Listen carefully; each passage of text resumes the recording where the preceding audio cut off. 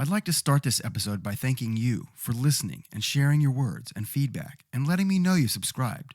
It means a lot. And I'd also like to ask you a favor, and that is, in a word, share.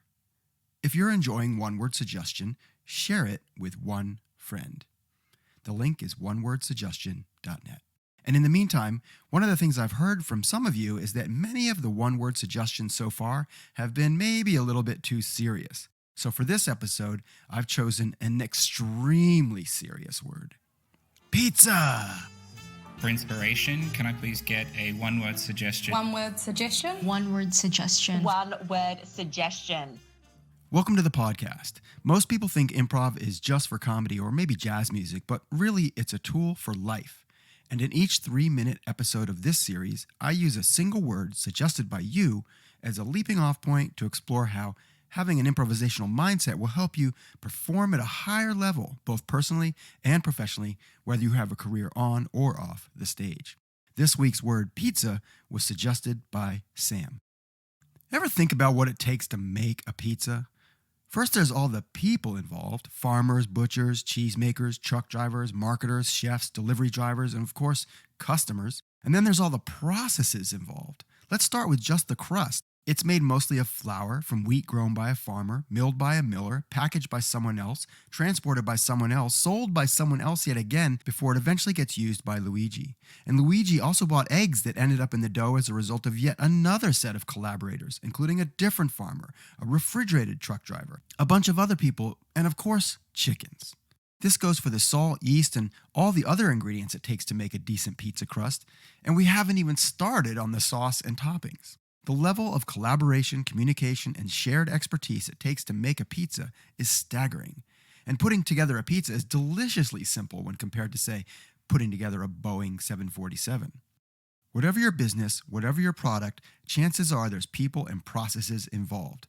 And if those people and processes don't work together, can't communicate effectively, or innovate efficiently, your pizza will taste like cardboard and your plane will crash. But what does pizza even have to do with improv?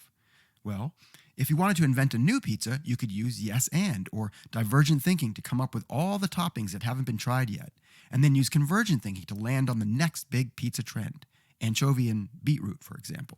Whether or not that sounds delicious is irrelevant. As Peter Diamandis famously said, the day before something is a breakthrough, it's a crazy idea.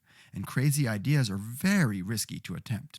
Improv teaches you to take risks, to experiment, to embrace failure, and explore what's possible. Trying new things on a pizza, the stakes are low. But on the job, we tend not to take risks at all, because if things go wrong, we get burned. But if you don't try, you'll be stuck eating boring old margaritas for the rest of your career. Speaking of which, even how we eat pizza is a lesson in improvisation and working together as an ensemble.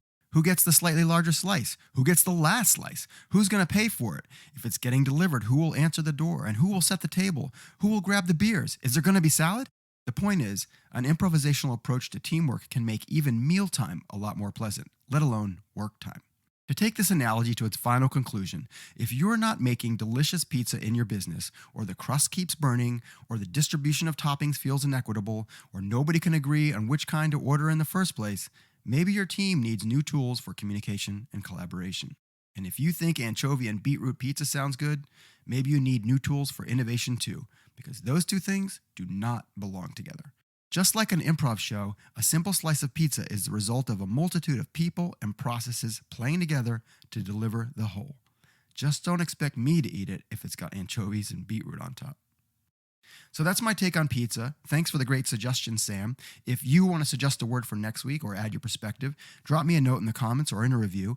I'm making one of these every week for a year, so definitely subscribe, like, share, and all that jazz. And in the meantime, if you're interested in improv for personal growth, professional achievement, or just for fun, my suggestion is get yourself into an improv class or book a corporate training workshop for your team. You can learn all about LMA's programs at www.lma.training.